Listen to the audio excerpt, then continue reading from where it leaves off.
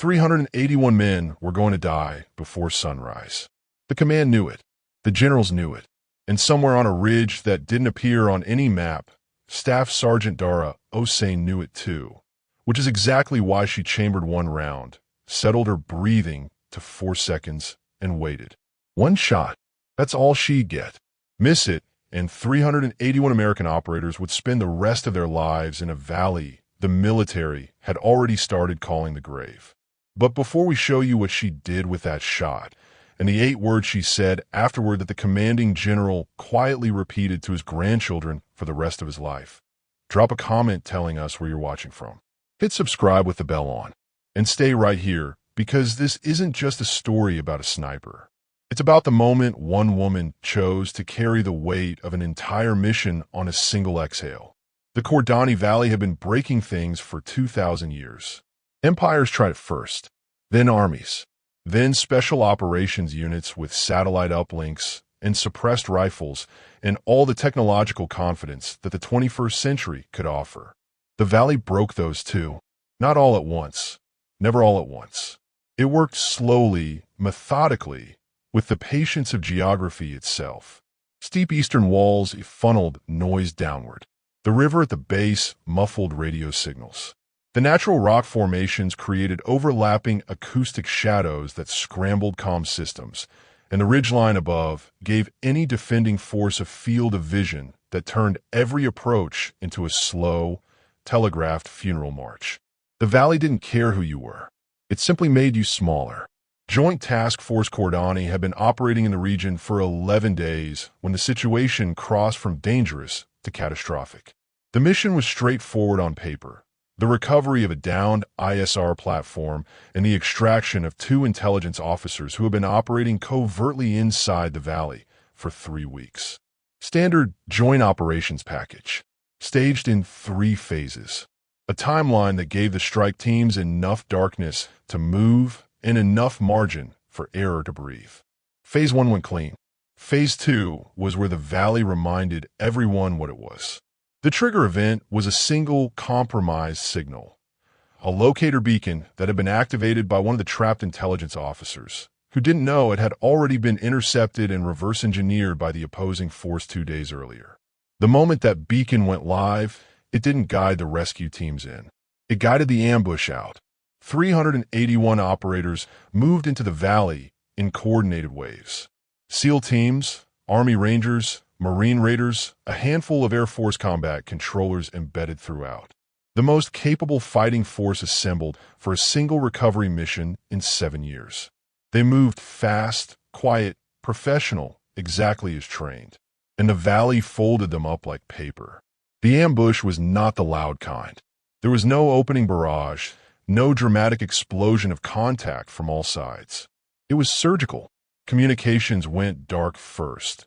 Not all at once, but in sequence, one element at a time, so that by the time the last team realized the network was compromised, the others were already isolated.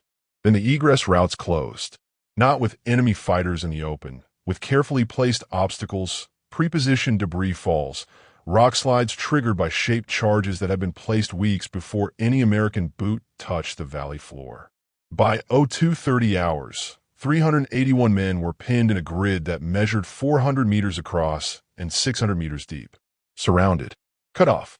With ammunition for approximately 90 minutes of sustained contact and air support grounded by a weather system that had materialized from nowhere with the timing of something that felt personal. The valley had been waiting for exactly this. Dara Osei had been watching the valley for 6 days from a position that didn't exist. She'd moved in alone, 4 days before the main force, using a route that the mission planners had dismissed as non-viable during the initial reconnaissance. A near-vertical ascent up the valley's northern approach that required climbing equipment and 22 hours of movement with no sound, no light, and no margin for hesitation. Her insertion team of 1 had been approved after 40 minutes of argument in a briefing room at the forward operating base, during which 3 senior officers had explained, with declining patience, why it was tactically unnecessary and physically unreasonable. Dara had listened to all of it. Then she'd said, "I'll need 4 days of rations and a resupply drop window at 0100 on day 3. and she'd walked out before anyone decided to formally disagree. That was the thing about Dara Osei. She didn't argue with people who were wrong. She just proceeded. At 34, she had spent 12 years earning a reputation that the military preferred to discuss in classified briefings rather than public citations.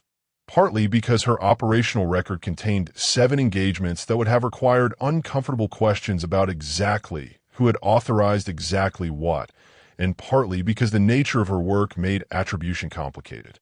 She was the kind of person who appeared on mission rosters without fanfare and disappeared from them the same way, leaving behind only confirmed outcomes and a slight adjustment in the way the surviving personnel looked at the world.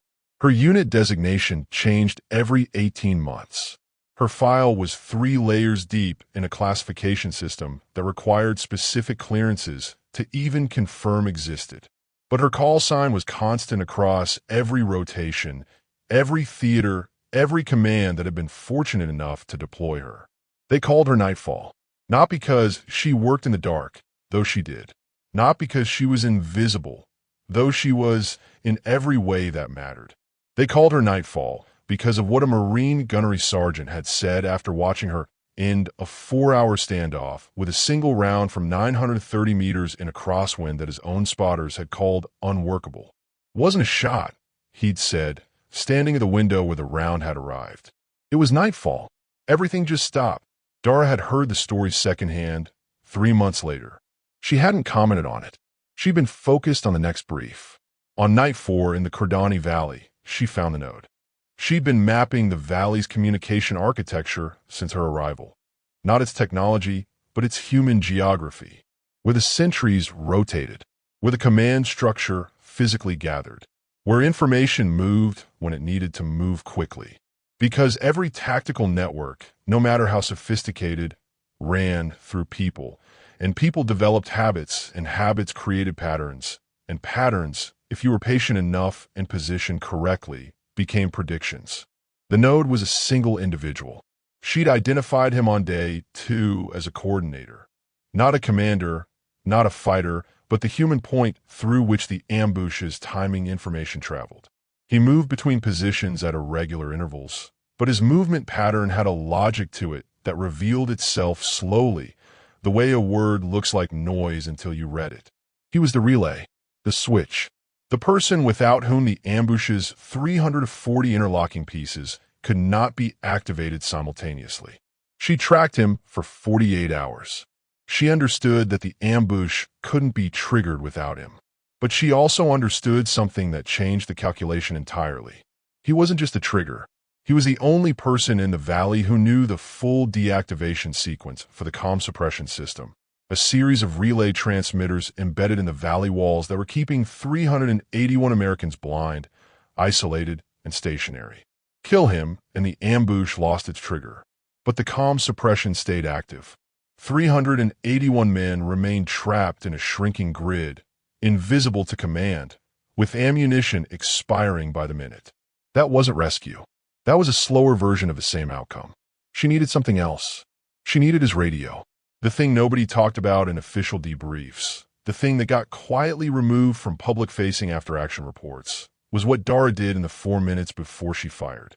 She moved, not repositioned, moved, across 700 meters of open ridgeline, in the dark, under partial cloud cover, with a valley full of opposing forces below her and a time window measured not in minutes, but in the number of breaths a man takes between checking his equipment and raising it to his face. Her spotter, Petty Officer 2nd Class Renata Voss, had been with her for 3 years across 4 deployments. Renata did not rattle easily. She'd been described in a fitness report as possessing the emotional temperature of deep ocean water. But when Dara explained what she intended to do, Renata went still in the way people go still when their body understands something before their mind is ready to process it. "You're going to the secondary ridge," Renata said. "Not a question. The shot doesn't exist from here." Dara was already adjusting her equipment. At this angle, the relay transmitter is behind his body. The round passes through him and misses the unit. "I need the ridge. The ridge is exposed." "Yes, if they have any eyes on that ridge line." "They don't. I checked this morning." A pause. "And yesterday morning." Renata looked at her for a long moment. The kind of look that asked several questions without voice and received one answer without words. 700 meters. You'll be visible from 3 positions below for approximately 90 seconds.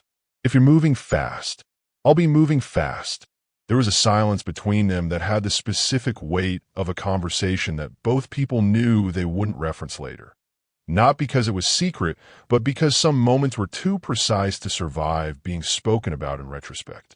Wind is variable at the ridge, Renata said finally. Gusting to 12, dropping to 4.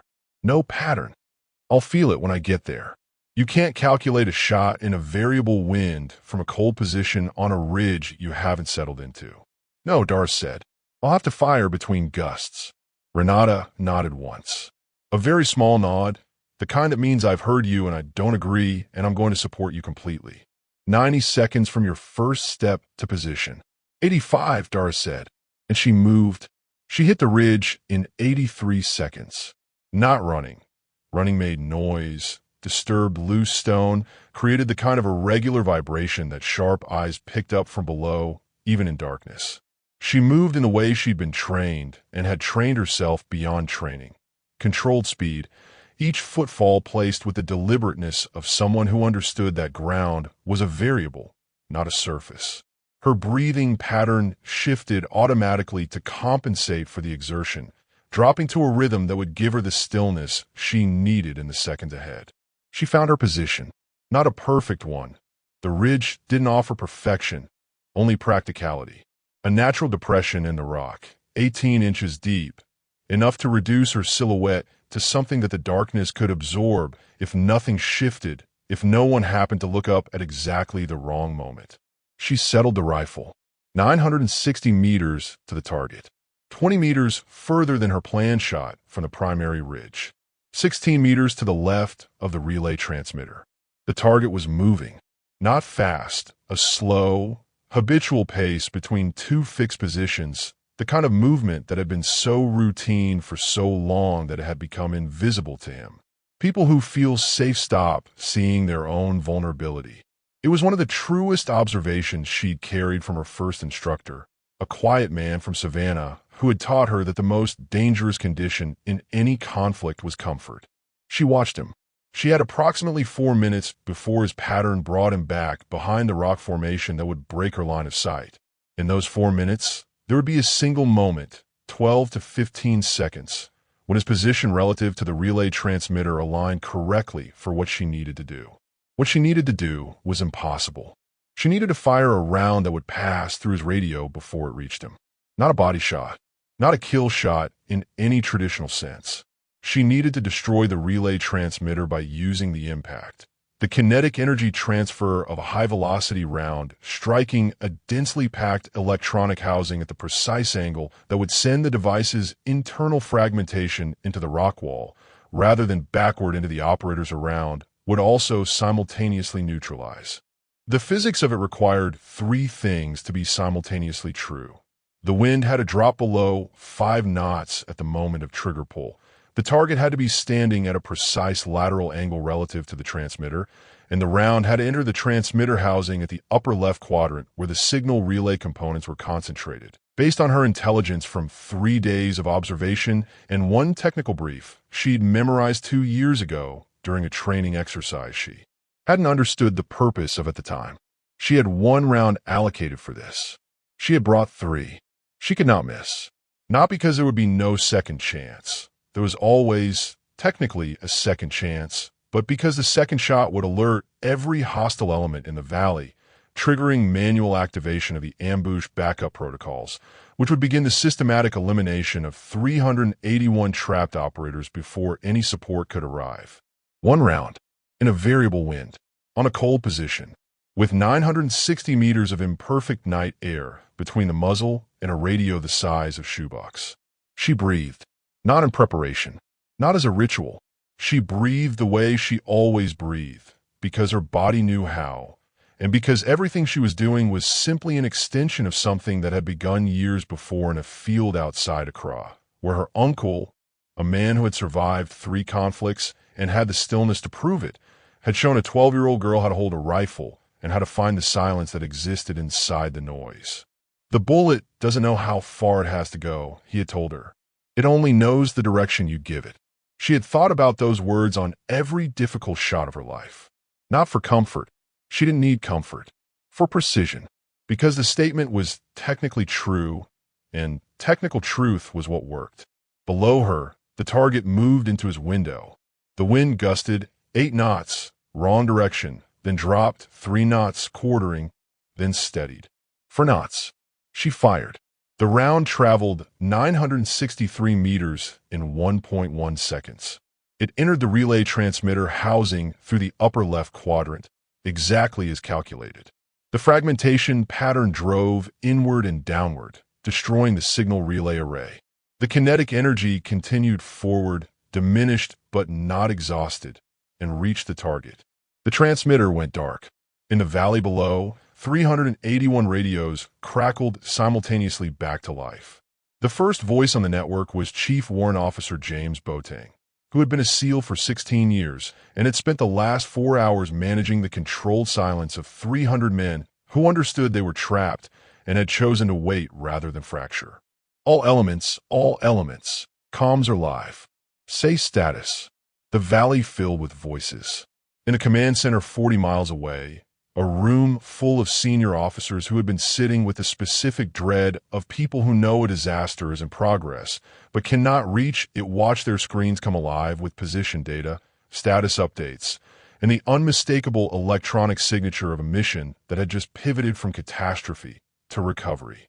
The Air Mission Commander, Brigadier General Adiz Muir, the first woman to hold that position in that command's history, looked at the screen for exactly 2 seconds. Then she began issuing orders with the compact efficiency of someone who had been waiting to speak for 4 hours and had prepared every word in advance. Within 9 minutes, the air support package that had been holding outside the weather system was rerouted through the only clear corridor. Within 14 minutes, the first element of the trapped force was moving toward the designated extraction point. Within 41 minutes, the last American operator was out of the Kordani Valley. 381 men. 0 fatalities. Dara was off the ridge and back in her primary hide position by the time the first helicopter landed in the valley. She didn't watch the extraction. She didn't need to. She could hear it. The rhythmic thrum of rotors, the sequential radio confirmations, the particular quality of silence that replaced ambient operational tension when a mission crossed from contested to complete. She lay in her position, listening, and allowed herself exactly 45 seconds of stillness that wasn't tactical. Just stillness. Then she began packing her equipment. The debrief happened 3 days later in a room that required 2 forms of biometric clearance to enter.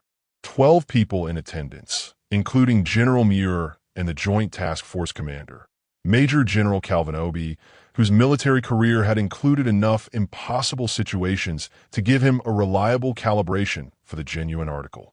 The technical reconstruction of a shot was presented by a ballistics specialist who had spent 36 hours reverse engineering the trajectory from the impact evidence. He used a laser pointer and a 3-dimensional model and a tone of voice that suggested he was still not entirely convinced by his own conclusions. The round entered the transmitter housing at an angle that required the shooter to be positioned on the secondary ridge, he said. The secondary ridge provides no cover, no settled position, and a crosswind variable that our models suggest makes a precision shot of this type, approximately. He paused, adjusted something on his display. Our models suggest this shot should not have been possible under the conditions present. General Muir looked at Dara across the table. Dara met her eyes with the same expression she wore in every room. Attentive, present, offering nothing that hadn't been asked for. Staff Sergeant, General Muir said. The shot was made from the secondary ridge in a variable wind from a cold position with no range verification. Yes, ma'am. Walk me through your decision to move to that position. A brief silence. Not hesitation, consideration. The difference mattered to Dara, and it showed. The shot from the primary position would have eliminated the target without restoring communications, she said. That outcome removed the trigger mechanism, but left 381 men in a suppressed grid with a 90-minute ammunition window. The secondary position created the angle required to neutralize both the target and the transmitter simultaneously. The wind was variable but not constant. I waited for the drop window. General Muir studied her. You had 1 round allocated. I brought 3, but you fired 1. The first shot was the correct shot. No pride in it, just accuracy. Major General Osei leaned forward. You moved 700 meters across an exposed ridgeline in darkness, established a cold position, and fired a 960-meter shot through a radio housing in a variable wind with 1 attempt. He let the weight of that sit in the room for a moment. Why didn't you request a modified position authorization before insertion? You could have identified the secondary ridge as a potential firing point during planning. Dara considered this, because I didn't know it would be necessary until day 4. The target's role as a relay node wasn't confirmed until I observed his movement pattern. The dual impact requirement wasn't identified until I understood that the transmitter was behind his body from the primary angle. A pause. The mission planning team did excellent work with the intelligence available. The intelligence available on day 1 didn't include what I learned by being in the valley.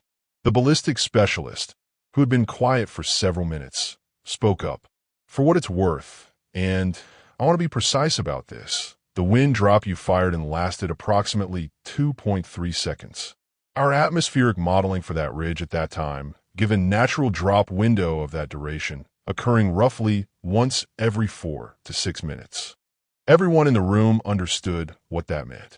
She had been on a cold, exposed ridge, watching a moving target, waiting for a 2-second window in a wind pattern she was reading in real time with no instrumentation.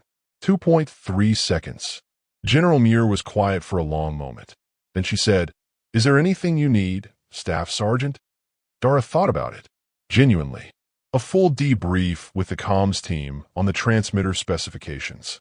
I got lucky on the fragmentation pattern. I'd like to understand it better for next time.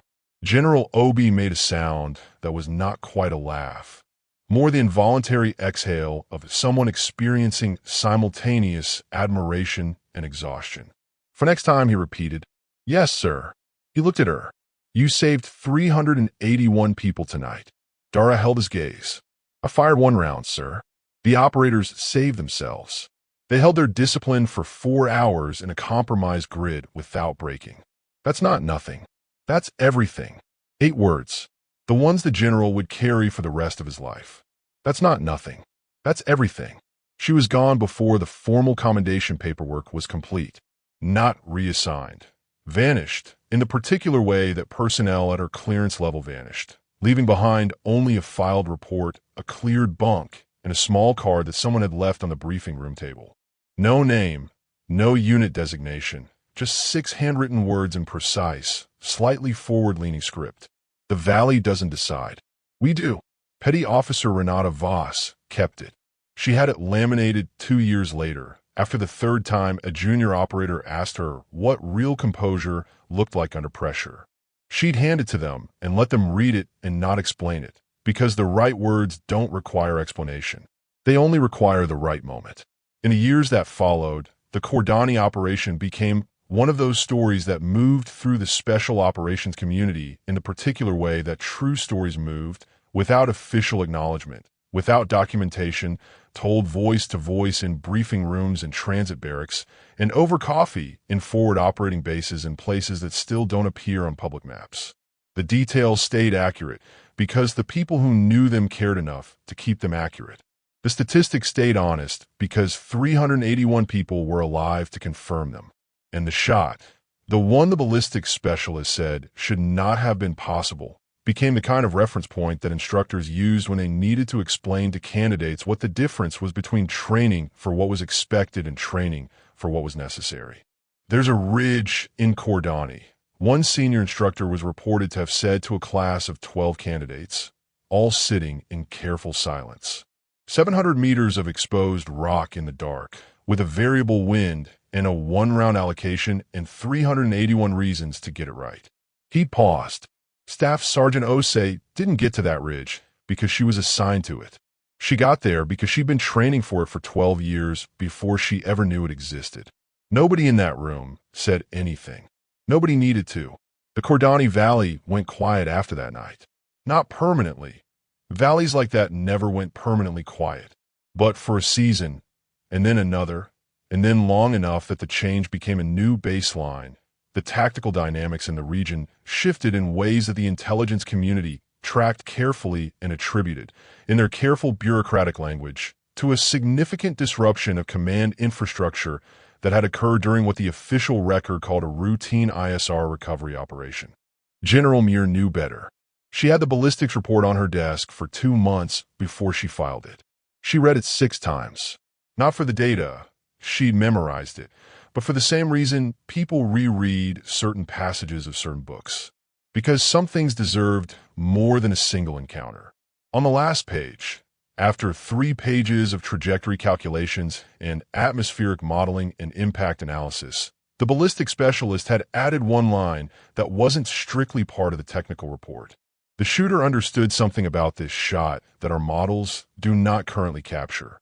We recommend further study. General Muir had underlined it.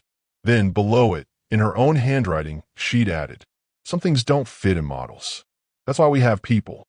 She filed it, closed the folder, and went back to work. Would you have moved to that ridge? Knowing the exposure, the wind, the one round, the weight of everything riding on a single trigger pull in the dark? And here's the question that stays with me.